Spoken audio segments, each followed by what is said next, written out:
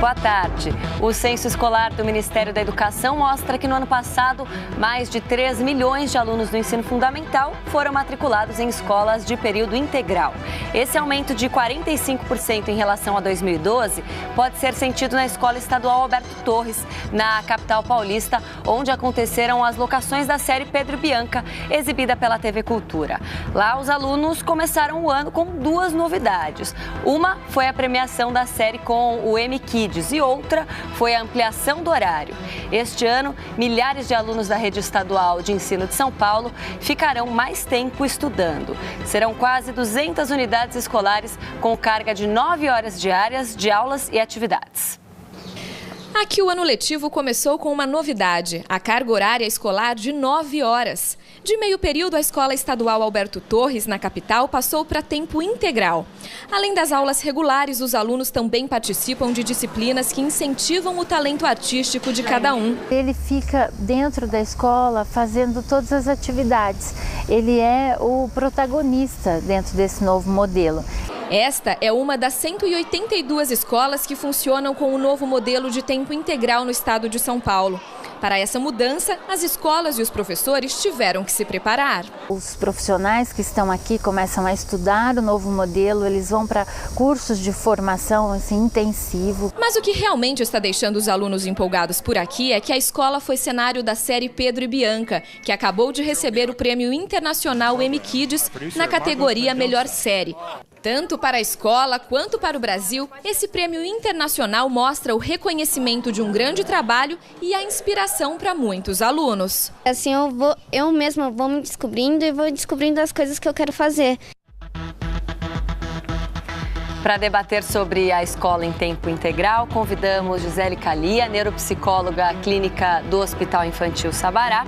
Também recebemos Ocimar Alavarce, professor da Faculdade de Educação da Universidade de São Paulo, onde coordena um grupo de estudos e pesquisas e investiga temas como ciclos, progressão continuada, gestão e avaliação educacional. Participe, mande as suas perguntas pelo portal de conteúdo, via Twitter ou pela nossa página no Facebook. Os endereços aparecem aí na sua tela. Boa tarde, obrigada pela presença dos dois. Eu queria começar essa conversa sabendo a opinião de vocês sobre o ensino integral. Primeiro você, Gisele. Olha, a minha opinião é favorável, né?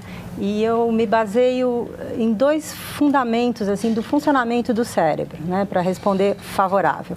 Um deles é a plasticidade, né? Então, o que é a plasticidade? O cérebro ele é plástico no sentido de que ele se amolda, ele se modifica na medida em que ele é estimulado. Então, o inverso também é verdadeiro, né? Então, um cérebro não estimulado, um cérebro que não é usado, ele perde conexões. Então, eu sou favorável a um ensino, uma educação integral no sentido de mais estímulo, né? E o segundo ponto é que o cérebro ele também não reage apenas a um estímulo. O que se tem estudado, as pesquisas têm mostrado, é que se você estimula uma área, então, por exemplo, se você está estudando uma língua, você consegue provar que o cérebro como um todo, ele tem benefícios, né? Então, quando os pais me perguntam lá no hospital, enfim, devo ou não devo colocar meu filho em um período integral, eu, em geral, via de regra, acho favorável por isso, né? Porque está favorecendo o desenvolvimento cerebral da criança. Ocimar. Olha, eu não sou exatamente contrário à educação de tempo integral, mas eu acho que há um consenso que eu diria talvez perigoso no Brasil em torno do assunto, né? Como se isso fosse agora a panaceia para os males da educação escolar no Brasil. Quando a gente observa, especialmente a educação básica, né, onde nós temos aí perto de 50 milhões de alunos, né, educação infantil, ensino fundamental e ensino médio, nós temos uma série de indicadores que mostram que essa escolarização tem problemas. Quer olhemos para as taxas de rendimento, onde nós encontramos elevadíssimas taxas de reprovação dos alunos, num país onde o abandono, tirando talvez o ensino médio, né, ele é muito baixo, ou seja, as crianças ficam na escola durante todo o ano letivo. No entanto, ao final do ano, especialmente aí no caso então do ensino fundamental e do ensino médio, onde há aprovação e reprovação, as taxas de aprovação são pequenas se comparadas com outros países semelhantes ao Brasil. Ora, essa taxa de aprovação baixa implica taxa de reprovação alta. Significa que os alunos não estão satisfazendo aquilo que os professores consideram relevante para a aprovação. Então, simplesmente ampliar esse processo, né, sem discutir o que está acontecendo, é o que eu chamo de um perigo. Segundo, é que essa integração na escola em tempo integral pode estar integrando atividades que não se articulam, que não conversam, que não dialogam com aquilo que é a tarefa historicamente colocada para a escola. Vamos falar então sobre o currículo das escolas em tempo integral. Integrais, né, na verdade, Sim. A escola integral. O currículo de meio período já é consolidado, tem aí as suas atualizações, mas já é mais consolidado do que o currículo do ensino integral. Já tem algum parâmetro para distribuir disciplinas ou não? Não. Então, a experiência mostra que muitas dessas iniciativas de educação integral é, na verdade, uma ampliação do tempo com um conjunto, às vezes, disparatado de atividades, sem, repito, essa articulação com o projeto pedagógico da escola. Então, se é verdade, né, como a Gisele ponderou, que é necessária essa estimulação do cérebro, e essa era uma das restrições, talvez, ao currículo tradicional, que, por exemplo, vou dar um caso, a disciplina chamada de arte. No Brasil ela tem o nome no singular, mas na verdade abarca um conjunto de iniciativas, né, do campo artístico. Ela tem tradicionalmente na nossa escola um tempo muito escasso, muito reduzido. Então, por exemplo, nós deveríamos, né, ampliar esse tipo de atividade. Então essa poderia ser uma estratégia para se repensar o currículo das escolas. Gisele, mas esse gancho, né, da questão da arte, então, de novo, né, voltando ao fundamento do cérebro, e também tem se provado que o cérebro funciona melhor quando ele está numa atividade criativa. Isso a gente vê no nosso dia a dia. Então, entre fazer uma atividade burocrática, repetitiva, monótona, e fazer uma atividade em que você está motivado e você está pondo a sua criatividade, exercitando a sua criatividade, o rendimento é muito maior. Então, assim, eu acho que, de fato, o currículo de uma escola em tempo integral, que abarque atividades como artes, atividades esportivas, culturais, e que elas motivem, como apareceu na reportagem, as crianças ou jovens dizendo que estavam motivados e tudo, isso sim pode ser um ponto positivo para a escola em período integral. Mas tem que mesclar essas atividades, né? Porque senão pode até haver um desgaste intelectual do aluno. Perfeito, isso é um dos perigos, né? Então eu falei que eu costumo ser favorável, não é? Quando me perguntam a respeito da escola em período integral, mas eu vejo dois, não seriam malefícios, mas dois perigos, né? Um, acho que a gente comenta muito, que é essa questão do estresse, né? É bastante discutido entre os especialistas e tudo, e ele é um fato, né? Quer dizer, o cérebro tem um limite, né? Então, eu estou cansada de também receber crianças que chegam esgotadas, estressadas mesmo, com sintomas de estresse de adulto, né? Então, ou deprimidas por excesso de atividade, quer seja numa escola integral, quer seja que os pais levam para várias atividades, né? E isso é um grande perigo, né? Porque realmente esgota, né? E a criança não aprende. O aprendizado, ele necessita de tempos ociosos, né? Então, o estresse vem tanto pela quantidade de atividades realizadas, como pela falta de tempo ocioso, falta de tempo livre, como nós conversávamos, a falta do tempo de brincar, né? Ah, mas tem hora do recreio, mas tem os jogos planejados. Não, tem que ser o livre brincar, né? Então, é esse que, de fato, estimula o cérebro. Esse seria o segundo perigo. E falando em brincar, as crianças menores, elas já estão prontas para um ensino integral? Ou você acredita que tem uma idade em que esse tipo de ensino pode ser implantado? Olha, o que se sabe é que quanto menor a criança, menos tempo ela deve ter daquilo que nós chamamos de atividades com atenção voluntária.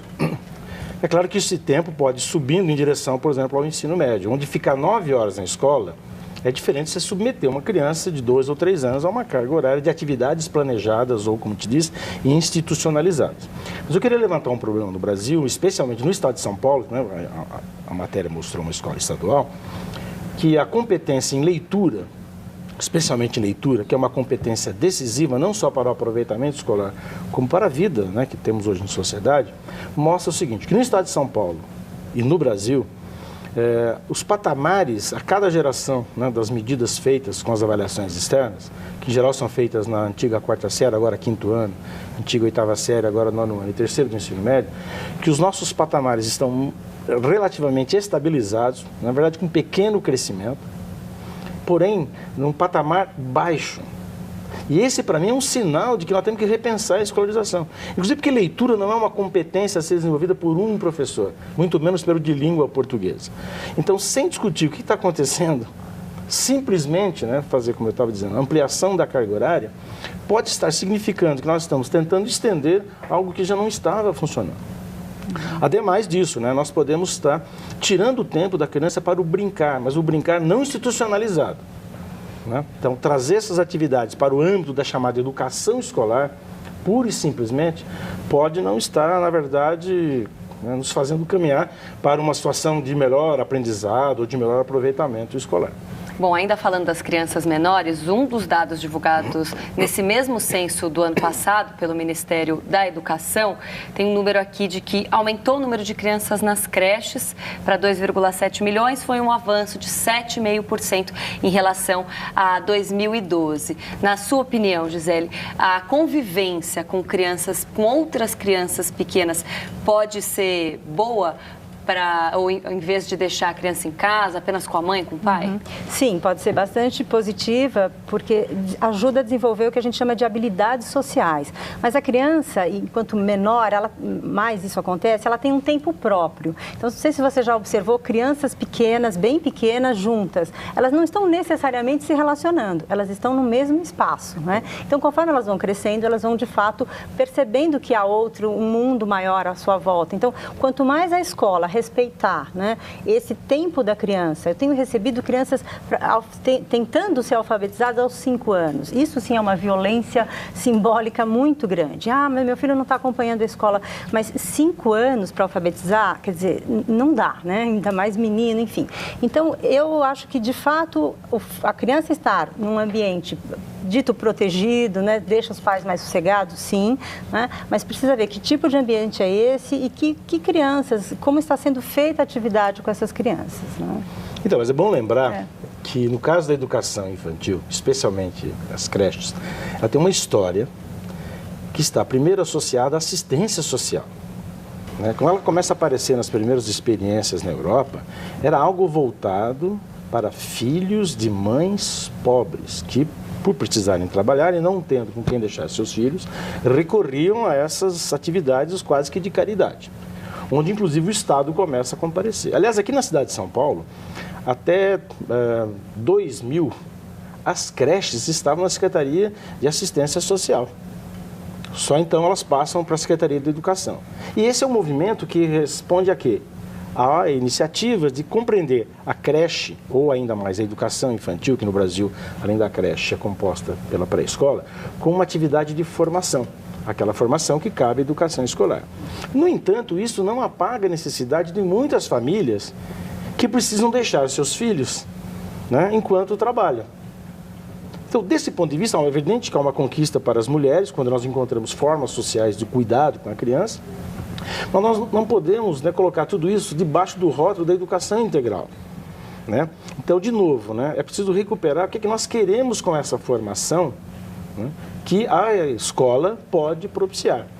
E aí que nós vamos ter que dosar, pensar o currículo, nessas atividades que possam propiciar esses ganhos. Porque, insisto nisso, nós podemos estar ampliando um tipo de escolarização que não estimula, né, que simplesmente começa a acrescentar as atividades para as crianças. Mas eu queria destacar um aspecto que eu acho relevante. Eu que sou contrário à tarefa de casa, porque na verdade é uma tarefa que a escola dá para a mãe, em geral, é uma tarefa que a escola reputa como muito importante, que ela não desenvolve, que os profissionais pagos, via de regra pelo dinheiro público, transferem para a família. Então, a ampliação do horário, para além do mínimo de 4 horas que o Brasil hoje prescreve na sua legislação, pode significar, por exemplo, que a criança faça o trabalho que ela tem que fazer na escola e não leve tarefa para casa, muito menos no final de semana. Então, essa pode ser uma conquista importante, fazer com que as crianças façam na escola aquilo que tem que ser feito. Até porque, quando você transfere para as famílias, o que acaba acontecendo? E várias pesquisas mostram isso. Aquelas famílias que estão mais organizadas, que têm experiência escolar, são aquelas nas quais as crianças fazem essas tarefas. Tarefas que pesam para o aproveitamento escolar. E justamente aquelas que vivem em condições mais precárias, cujas famílias muitas vezes não têm tradição escolar, são penalizadas por essa tarefa. Então aqui pode estar aparecendo um ganho de justiça social. Bom, daqui a pouquinho a gente continua a nossa conversa. A gente vai para um rápido intervalo e volta já.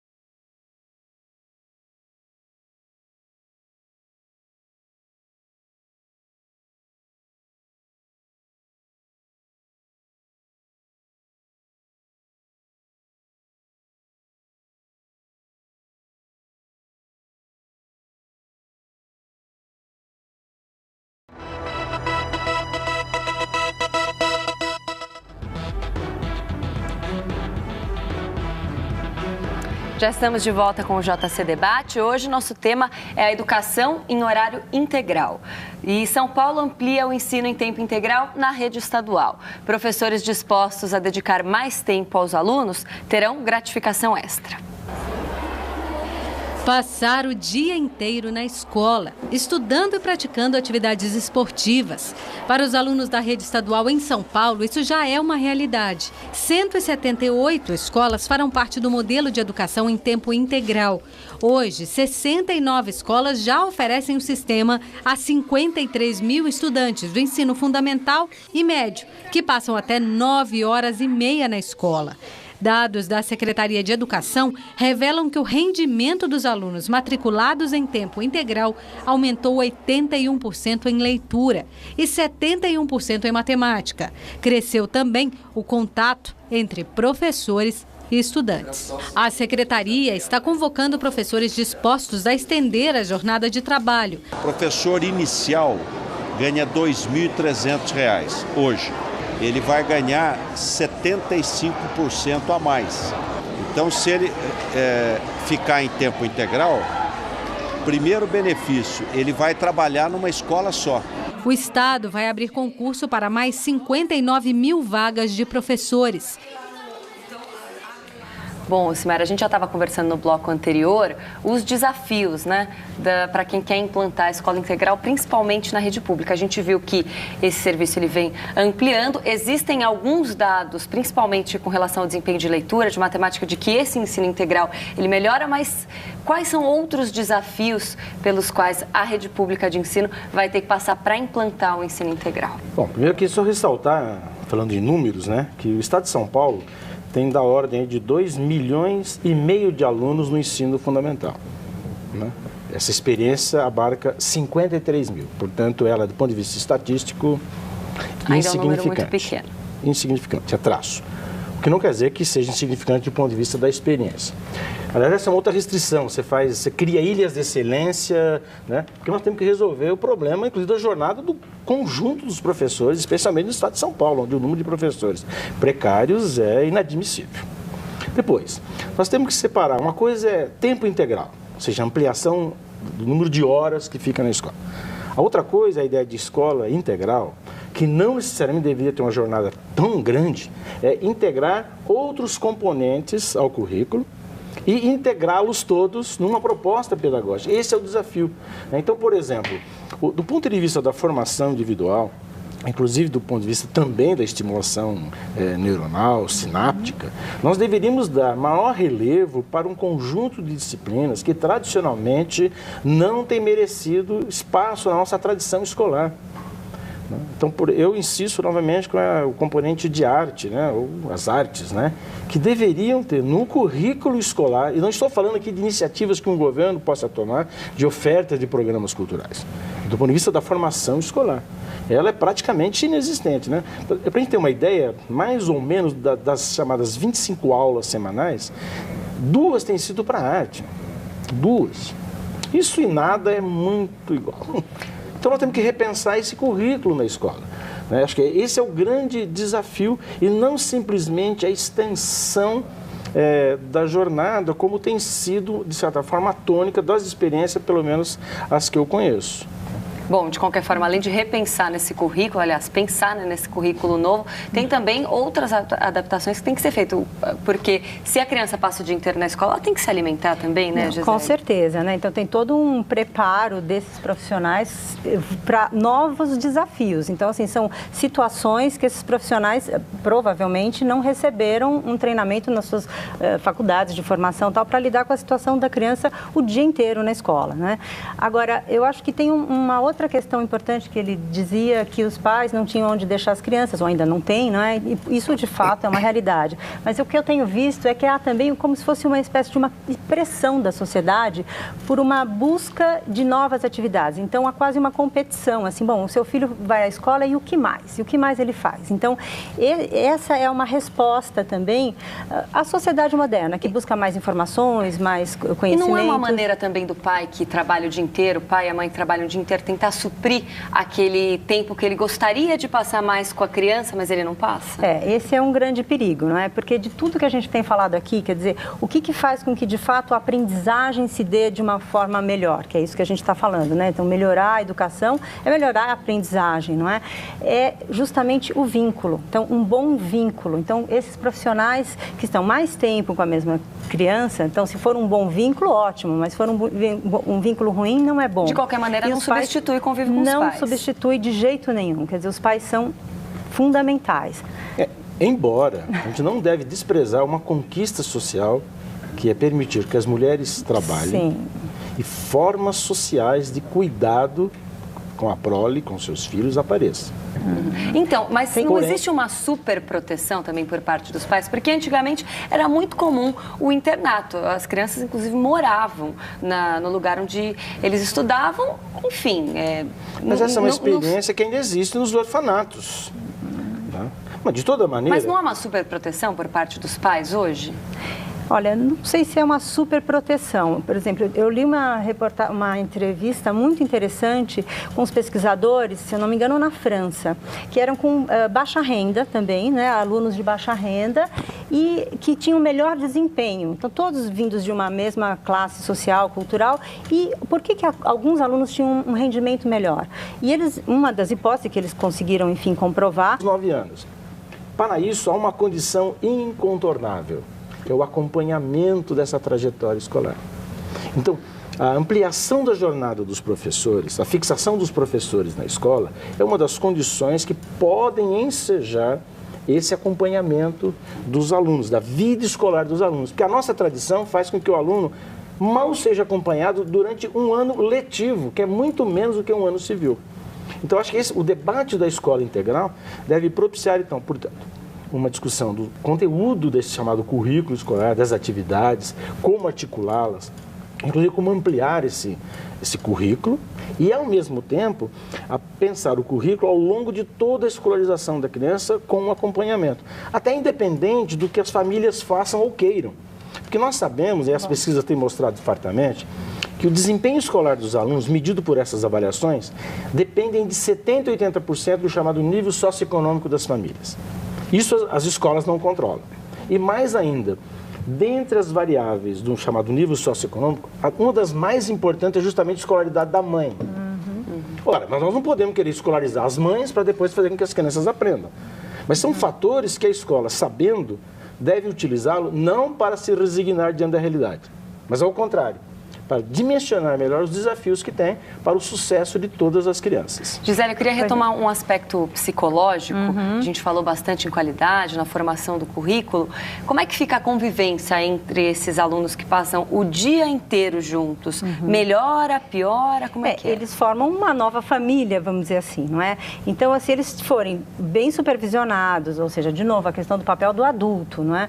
Se eles forem bem acompanhados, a convivência é realmente mais saudável. Até uma proteção, quer dizer, de risco, principalmente falando em termos de adolescentes, né? Então, eles estão num ambiente supostamente mais protegido e, com certeza, essas habilidades sociais, o lidar com a diversidade, tudo isso ganha, ainda mais em tempos de filhos únicos, né? Então, uma realidade grande, né? Famílias com um filho só. Então, essa possibilidade de contato com outros, né, da mesma idade ou até de idades diferentes é favorável. Tem um dado do Programa Internacional de Avaliações de Alunos que mostra que o desempenho dos finlandeses, que tem uma jornada de apenas 5 horas por dia nas séries iniciais, é o melhor dentre os países. Como é que é o ensino integral em outros países? Olha, há uma diversidade muito grande, mas não menos isento dessas polêmicas em torno do lugar do Estado, né, no controle da vida das crianças. Então, nós não temos um único padrão. Nós encontramos inclusive países, né, que têm muitos recursos, inclusive nos Estados Unidos da América do Norte, com uma diversidade desarticulada de iniciativas dentro da escola. E encontramos, é o caso da Finlândia, a Noruega, até onde eu sei, mesmo na Holanda, onde a jornada não é de 9 horas, 5 horas, e eu diria que, olha, não mais que 6. Ela é melhor pensada. Portanto, o problema não é o quantum de tempo, é a qualidade desse tempo. E tem outros fatores que interferem também, né, Gisele? Você estava comentando, não é só o currículo, tem todas as questões sociais que envolvem essa capacidade de aprendizado da criança. Exatamente. Pensando numa criança finlandesa, então será que a gente pode atribuir só a questão das 5 horas na escola, esse melhor desempenho, ou é todo o conjunto, né, da sociedade que ele vive, até da escolaridade, da família e de toda a cultura inserida? Porque a gente não pode pensar, quer dizer, principalmente nós, neuropsicólogos, como crianças, como cérebros ambulantes, né? Então, são seres humanos que estão inseridos numa família específica, numa cultura específica, e isso com personalidades distintas. Então, com certeza, cada experiência vai ter um colorido diferente, né? Gisele, Ocimar, infelizmente nosso tempo terminou. Obrigada pela presença dos dois. Nós chegamos ao final de mais uma edição do JC Debate. Mais informações sobre o Brasil e o mundo você encontra no cemais.com.br/jornalismo. Nós voltamos amanhã à 1h30 da tarde. Vamos debater ser vegetariano ou ser carnívoro. Faremos uma análise do ponto de vista clínico. Uma boa tarde para você e até lá.